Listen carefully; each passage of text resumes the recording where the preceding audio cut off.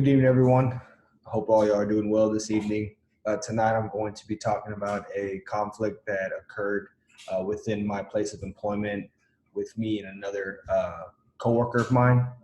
We're going to go over just basically what the scenario was, what type of resolution was cultivated, and then also a reflection regarding some things such as underlying interests and things that could have done differently and things that worked out well. So if you give me 1 second, I will share my screen with you and we'll go ahead and get going.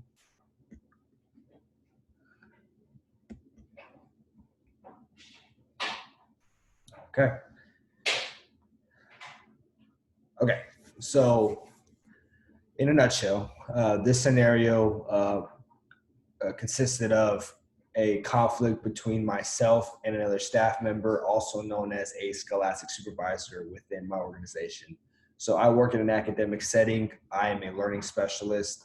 I work hand in hand with these scholastic supervisors as it pertains to a set of student athletes that we help oversee their academic progress. So the dispute started when a student athlete was being disruptive during their study hall with me. That student was not abiding by the rules. We had a conversation, we hashed it out, we moved on, and we got through that session. However, per our protocol, I followed up with that student athlete class supervisor, and that is basically where the conflict started. My approach to doing that was not what the class supervisor wanted me to do, as well as myself and what I was looking for in support and enforcement from the class supervisor is what started the conflict. So looking back on it now, the type of conflict that this was definitely a process conflict, because there was a disagreement and in our views and also in our perspective on how I handled the situation in my working role and how she handled the situation in her working role.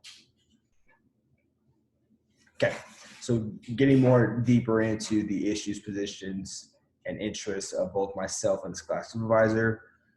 So first, let's take a look at the issue. So for myself, the issue was pretty clear because it was the disruptive behavior, shall I say, of that student athlete. For the class supervisor, on the other hand, it was more so of the handling and follow-up regarding that disruptive student. So basically, I was just focused on the behavior part. This class supervisor was more focused on the handling and follow-up of the disruptive student. So that's obviously can kind of show where the disconnect was. Moving on to positions. Fortunately, for some reason, I did possess a defensive position. I felt that I had to defend my actions. I felt that I had to defend my handling and my approach to the situation. And looking back on it now, I feel like maybe I didn't need to do that. And of course, in talking through it with this class supervisor after the fact, but also just in my own internal reflection.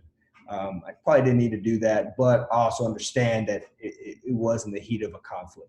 So therefore, the defensive approach I took stemmed from the lack of support I was getting from the other party. For the scholastic supervisor, she definitely took more of a critical position rather than, that support. Like I talked about earlier, it was more of, why did you do this?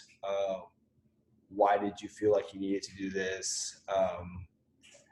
Did the student do this? What was he exactly was he doing?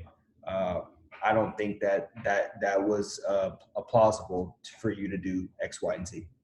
Those are just examples of the critical questioning and the critical stance that this class supervisor had. And lastly, for the interests, for myself, basically I was focused on the accountability. I wanted to hold that student accountable for his actions. Mind you, once we talked it out, myself and the student, I mean, we were good. Everything was good. However, that student still needed to be held accountable for his actions, and any reprimands that followed should be enforced. And that's basically what I was looking for in that. For the class supervisor, on the other hand, she had more of a selective focus interest. And what I mean by that is, on that day, in that situation, this conflict was the biggest conflict that I had in the entire day. On the class supervisor's end, this was the smallest conflict that she had in the entire day. So therefore, she was choosing to focus on the bigger conflicts than my biggest conflict. And so that's really where the disconnect was created, and probably what stemmed the whole disagreement to begin with. Okay, so moving on to the mediation style. So thankfully, upon reflection, I'm happy that the one that I believe was the best fit to resolve it is actually what was utilized. So we approached this resolution from a compromising standpoint. Basically, what we did was we sat down the day after. We both wanted to resolve the conflict that we had, resolve our issues, and move forward for the sake of our relationship and for the sake of of our student.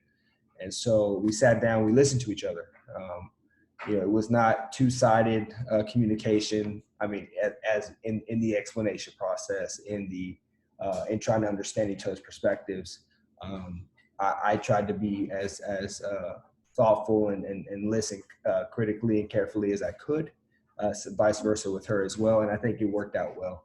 And that kind of correlates with the emphasis that I put on the slide here, is just trying to gain a better understanding of each other's perspectives through listening. And I think that's where the listening process that we've all learned about in this class really comes into play here, because it can really go a long way. Because in doing so, you can start to understand and realize where the other person's coming from and what were their thoughts during that conflict. Okay, so as I previously stated earlier, we're going to talk a little bit about the underlying interests. So, in a nutshell, for myself, my underlying interest was the desire of support from a class supervisor, and that pertains to, from the accountability standpoint, from the further reprimand standpoint. Basically, I'm just looking for support. I wanted to present a united front with myself and this class supervisor in trying to help the student understand that behavior that they exhibited was not okay, and that they needed to be held accountable for that. But moving forward, we were still going to all be a team. And for this class supervisor, on the other hand, they were more so focused. She was more so focused, shall I say, on the approach to the communication of the situation that I took. She would have much rather preferred that I communicated what was happening to her different than what I did. And that was learned through the mediation process, through the part of us sitting down together, talking through it, and explaining to each other where we were coming from and what we wanted in that moment. So looking back on it now, I think probably the thing that was done the most well was the listening. I think that went a very long way. Just really sitting down, taking the time to listen to each other, listen to what we had to say, so we could, like I said earlier, understand where each side was coming from, because that can give us clarification. That can give us understanding of what they were which myself and Scott supervisor were trying to get out of the conflict. And when I look back on it, if I could do something differently, I probably would have asked more questions for clarification behind her perspective. I understood it. But I wish I would have asked a little bit more to get a better understanding, because that would have helped me um, figure out what is that preferred communication style, for example, that class supervisor prefers that I do when it pertains to relaying information regarding our students. So I think that that's probably something that I should have done a little bit more thoroughly, is ask a little bit more questions. But besides that, I think that we handled the situation pretty efficiently, pretty well, following the immediate conflict. I'm thankful that it didn't arose, or it didn't get into more of an issue. And so I think overall we were able to come to a peaceful understanding and resolution and move forward. And as a result of doing that, our professional relationship got a whole lot stronger. That's pretty much the conflict in a nutshell. I thank you guys for your time. I hope you guys have a great week. And as always, Giga Maggies.